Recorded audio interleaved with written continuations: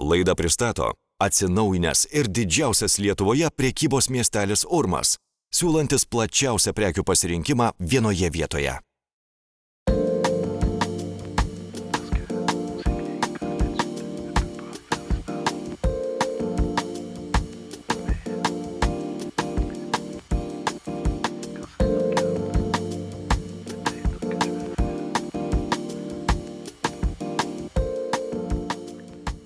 Labas rytas. Šiandieną įkvėpimo semiuose senose receptinėse knygose radau vieną labai intriguojantį receptą. Tai kalakutas įdarytas visokiomis daržovėmis ir virtas net 6 valandas. Aš privalau jį pagaminti.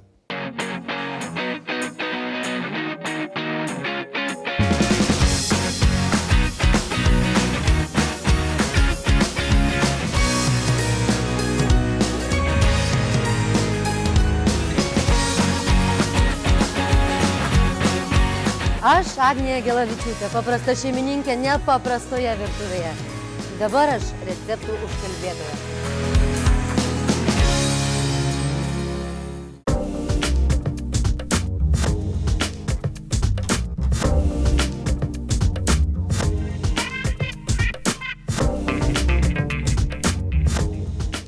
Aš esu centrinėme Kauno turguje, kur sumontuota nuostabioji mano virtuvė. Ši virtuvė yra kiekvienos šeimininkės svajonė, nes visi produktai čia pasiekiami ranka. O geros pardavėjos visą laiką pasiruošusios patarti. Sveika, Staselė. Geros prekybos. Tai va, dabar gaminsim įdarytą kalakutą 100 metų senumo receptas. Mums reikės 1 kalakuto, pusės kilogramo veršienos arba vištienos, 1 kepenėlių, įdėti keletą pieniai išmirkytų bandelių, 200 gramų sviesto ir svieste pakepintų svogūnų, truputį pipirų, įmušti 7-8 kiaušinius, viską gerai sukapoti ir sumelti mėsmalę. Tikriausiai ją bus galima pakeisti kombainu dabar. Pagaminus faršą, supjaustyti riekelėmis virtą kumpį arba liežuvį, iškepti baltymų omletą ir trinių omletą. Ir kimšti kalakutą paeiliui faršu, kumpiu, mažais marinuotais agurkėliais ir omletu. Iškimšus užsiūti, suvinioti į audeklą, aprišti virvutę ir 3 valandas virti sultinyje arba su prieskoninėmis daržovėmis. Išėmus neišvinioti, kol atšals. Gražiai supjaustyti, papuošti skaidriais drebučiais arba majonezu. Tinka ir garstyčių padažas. Čia neįtikėtinai sudėtingas receptas. Aš nesu virtuvės profesionalė, bet manau ir šefui tai būtų sudėtinga. Tačiau nėra neįmanomų dalykų. Einam ieškoti kalakuto.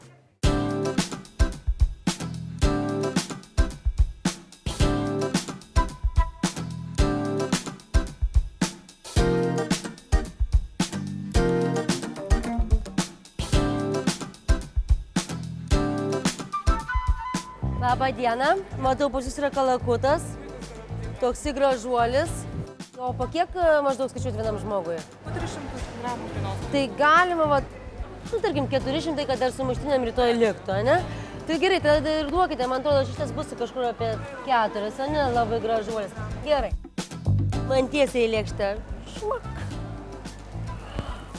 Oho, gražuolis. Jisai šviežias.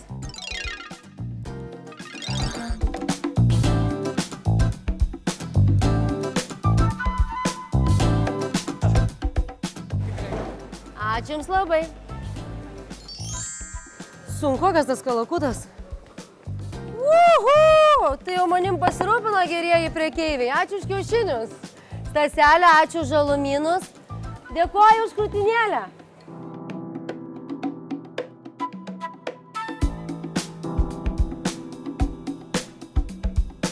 Šį kartą mes mėsą virsime, bet jeigu norisi, kad mėsa apskrustų, jeigu kepti ją orkaitėje, būtinai reikia mėsą nusausinti. Kitaip niekaip neapskrus.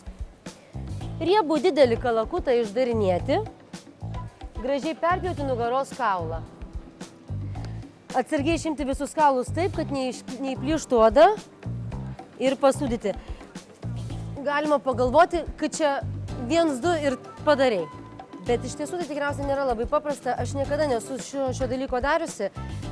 Ir galbūt pabandysime visi kartu. Manau, kad greičiausiai naudojamas pats didžiausias peilis. Gražiai perpjauti nugaros kaulą. Man atrodo, kad gal pirmą kartą reikėtų pasikviesti profesionalą. Magomedai, gali ateit? Pažiūrėk, pas mane parašyta taip. Išdarinėti, gražiai perpėti nugaros kaulą, atsargiai išimti visus kaulus taip, kad neįplyštų oda ir mėsa. Va. Gali? Galiu, manau, reiktų pradėti nuo nugarytės.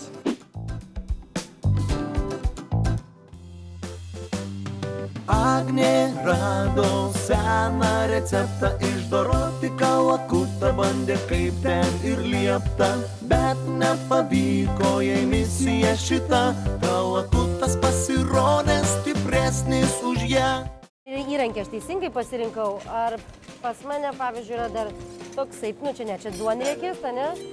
Skaitau, kad reiktų panaudoti žirkles ir paskui tą didįjį peilį.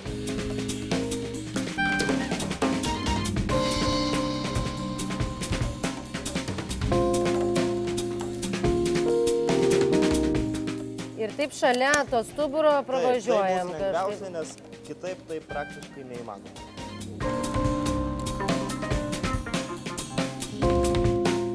Dabar atsargiai palengva palei šonkauliukus. Gerai, man atrodo, čia nebloga treniruoti kiekvienai šeimininkiai. Paruoši iškilmingus pietus savo šeimai ir dar pasportuoji. Tai aš tave dar pasikviesiu, kai reikės susekti, gerai, nes aš irgi nesu bandžius tokio didelio. Tai tada ačiū tau. Dėkui. Iki. Manote, kaip man gerai, čia visi man padeda. Man keistai skamba, kad čia taip visai nėra prieskonių. Tiesiog pasūdyti ir šiek tiek pipirų. Aš galvoju, kad mes galime taip panaudoti dar, tarkime, prieskonius kalakutui, nes mūsų galimybės yra dabar daug didesnės. Aišku, jeigu turite galimybę, tai prieskonių mišinius reikėtų pasidaryti namuose patiems. Nes vis tiek niekas taip nekvepės, kaip kvepia ką tik sugrūstas pipiras. Yra tokie maisto produktai, kurie labai nemėgsta grubaus elgesio, bet kartais virtuvėje reikia ir jėgos. Kalakutą įsitrinam. Šiaip reikėtų nebijoti liesti mėsą. Jinai nuo to tik tai tampa minkštesnė. Iš išorės. Prie ingredientų parašyta, kad reikės vienos prancūziškos bandelės, o štai recepte jau rašo, kad užmerkti pienę keletą bandelių. Bet kas yra prancūziška bandelė? Man atrodo, kad tai yra kruasanas, tačiau šitam receptui yra 100 metų. Aš galvoju, gal tiesiog pabandykime panaudoti šitas minkštas kvapnes bandelės. Prisimenu, kad mano šeimos šventėse visą laiką, kada ruošdavo bandelės užmerkinėdavo, tai jie suplėšdavo gabaliukais. Svarbu tiesiog, kad bandelė būtų visiškai minkšta, kad lengvai susimaišytų su faršu. Truputėlį paliekame. Iš kito kalakuto mėsos, vištienos arba veršienos, išrankioti gyslas, mėsą smulkiai sukapoti. Mes turime vištienos krūtinėlę ir kalakutienos kepenėlės. Aš galvoju, kad mes susikaposime vištienos krūtinėlę, o kepenėlės galbūt supjausysime stambesniais gabaliukais, nes vis dėlto kepenėlės yra minkštos ir jų velti nederėtų. Krūtinėlę visada reikia susitvarkyti, kad neliktų jokių negražių gyslų, net jeigu jūs ruošite faršą. Ir apskritai, man atrodo, kad per didesnės šventės būtų geriau netgi pirkti ne faršą, o tiesiog nusipirkti krūtinėlę, pačiam susitvarkyti, tada tikrai žinosi, kas ten įdėta.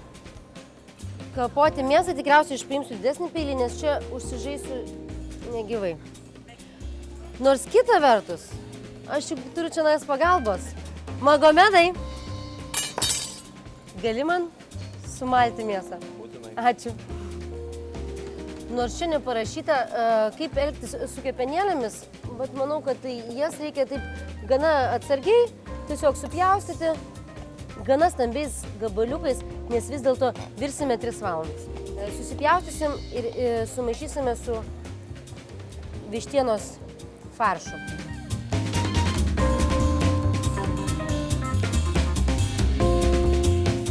Esu girdėjusi, kad nebėgtų ašaros, kada reikia nulupti daug svogūnų, reikėtų nenupjauti šito galiuko. Tiesa, aš neturiu čia tiek daug laiko, tai dabar jau kas bus, tas bus.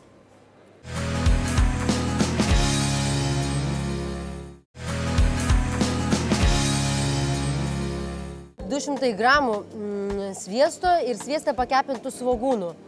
Tai reiškia 2 svogūnus reikia pakepinti 200 gramų sviesto, tai visame pakelėje sviesto. Kažkas yra man pasakojęs, kad prancūzų virtuvė yra susidaro iš 3 ingredientų. Iš sviesto, sviesto ir sviesto. Svogūnėlį pjaudama, braukia ašarą mama. Gerai, truputėlį ašarų į maistą irgi nepamaišys. Vis ta pati meilė.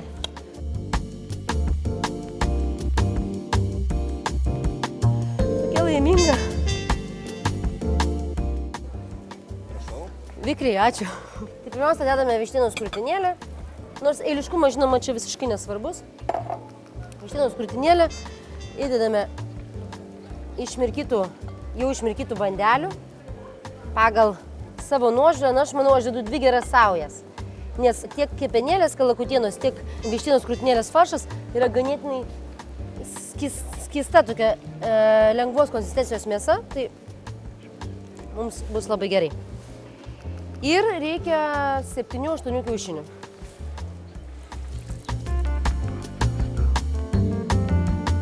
Įmušti 7-8 kiaušinius, gerai.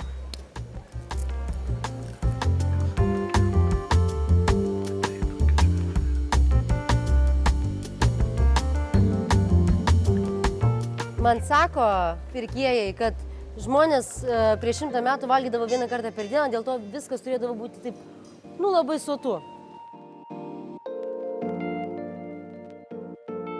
Įdėkime truputėlį druskos ir truputėlį pipirų. Nesvarbu, kad mes čia naudojame 7 kiaušinius į faršą, mums dar reikia 5 kiaušinių omletam atskiriem. Vienas omletas bus iš baltymų, kitas bus iš trynių. Tai tiesiog atsiskiriam baltymus ir trynius.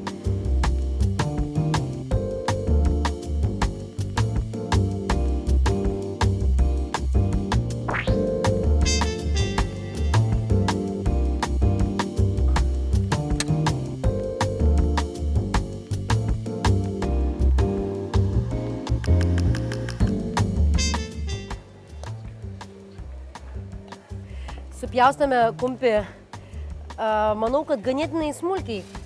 Supjaustyti riekelėmis virtą kumpį arba liežuvį. Ir gal buvo galima tą kumpį pjaustyti ir šiek tiek ploniau, bet kita vertus, vėl prisiminkime, kad receptas tikrai senovinis, kalakutas virs net 3 valandas. Tai jeigu pjaustysim kumpį ploniau, gali būti, kad iš jo nieko neliks. Tai tiesiog palikime va tai, maždaug tokio 0,5 centimetro storio plokštelėmis. Išsikepame svogūnus. Pagal receptą naudosime tiesiog išprotėjusių kiekį sviesto. 200 gramų. Tai tikrai labai daug. Kad sviestas nepridegtų, įpilkime truputėlį aliejaus. Ištirpiname sviestą, beriame svogūnus.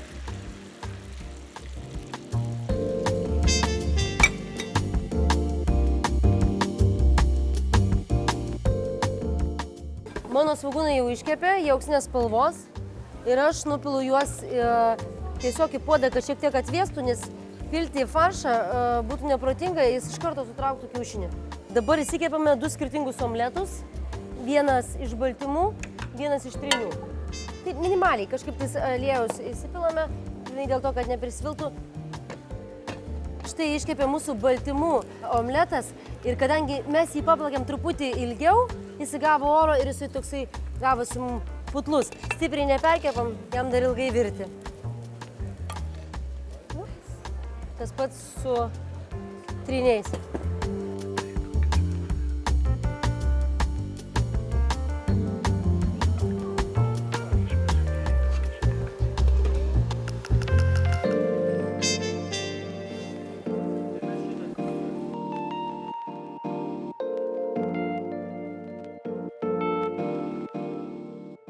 Na ką, bandykime. Ne kasdieną juk darau tokius receptus. Nebe karšta, galima išmaišyti. Norėtųsi, kad konsistencija šito įdaro būtų ganėtinai tvirta, nes vis dėlto reikės prikimšti kalakutą, o man atrodo, kad jinai gaunasi skystoka. Būsiu greičiausiai per ilgai mirkiusi bandeles ir turėsiu rūpesčių. Žinau, kad per skystą tešlą galima sutvirtinti džiūvėsėliais. Gal gali kas nors duoti džiūvėsėlio? Iš mažiuko. O, pilkit.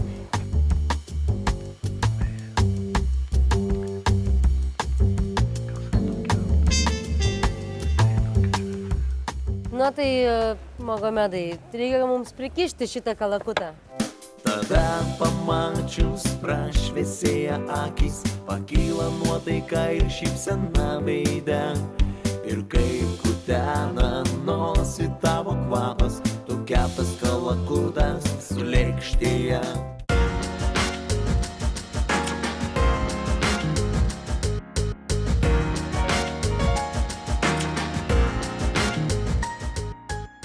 Pasigaminame tokį maišelį įdarinėjimui. Štai tokius kišenės mes jas pridėsime įdaro. Kimšti pailiui faršų, kumpių, mažais marinuotais agurkėliais, omleto. Aš galvau, kad tai bus neįmanoma, bet tai tiesą sakant visai nesunku. Nežinau, kaip tai iš tiesų gausis, bet dabar atrodo, kad liks sviestu patepta. Gerai, viską štai įdarą sudėjom. 1, 2, 3.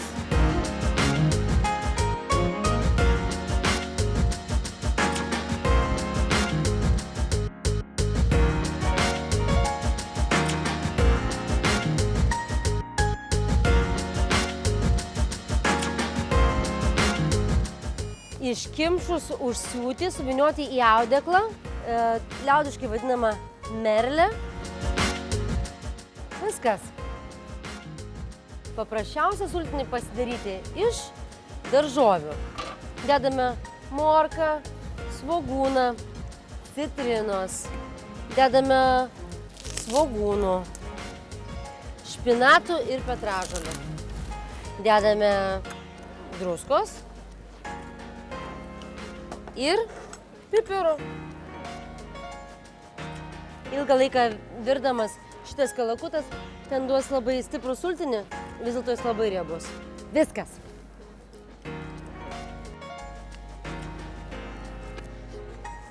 Kalakutas dabar virs 3 valandas. Pagaliau galiu šiek tiek atsipūsti.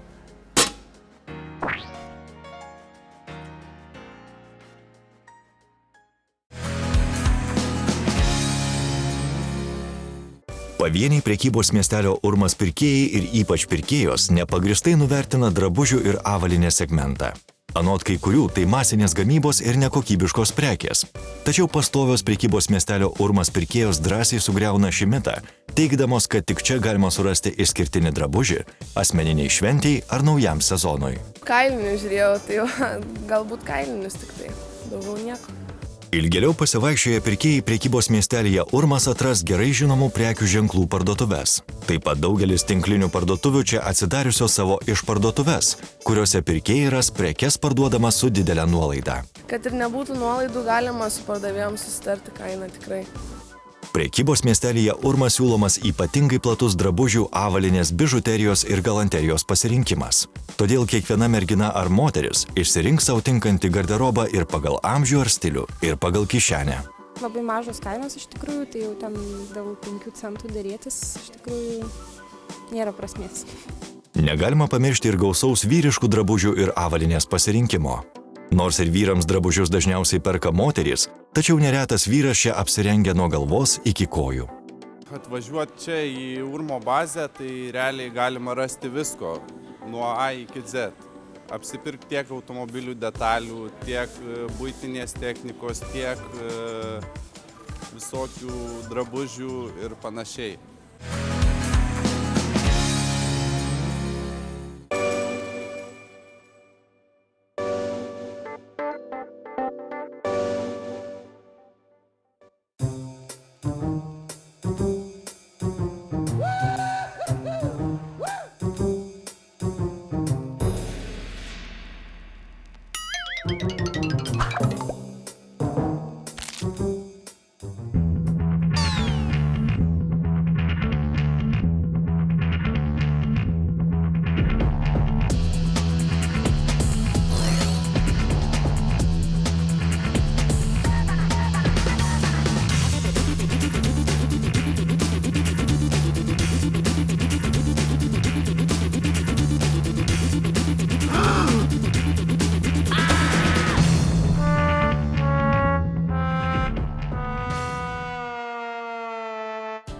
Kalakutas virė taip ilgai, kad net visi turgaus prekeiviai išsiskirstė. Nežinau, su kuo jį ragausiu. Neįsivaizduoju.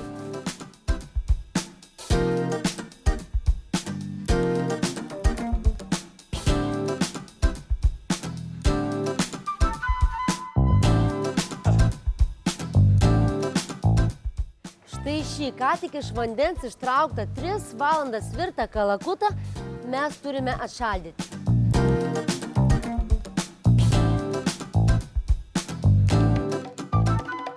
O dievai švenčiausi.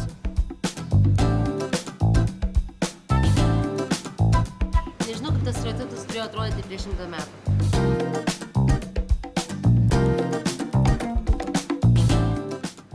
Man gavosi tai, kas gavosi, bet aš vis tiek jį paragausiu.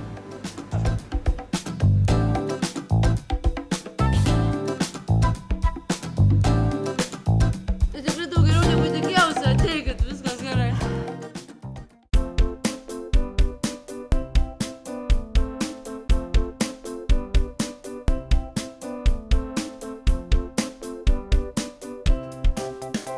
Tada pamačius prašviesėja akis, pakyla nuotaika ir šypsena veide. Ir kai 4 kilogramų iššūkis įveiktas. Tiems, kas nori dar kartą pažiūrėti laidą, eikite į svetainę LNK.go ir žiūrėkite, kad ir 100 kartų, o mes pasimatysime, kada pasimatysime.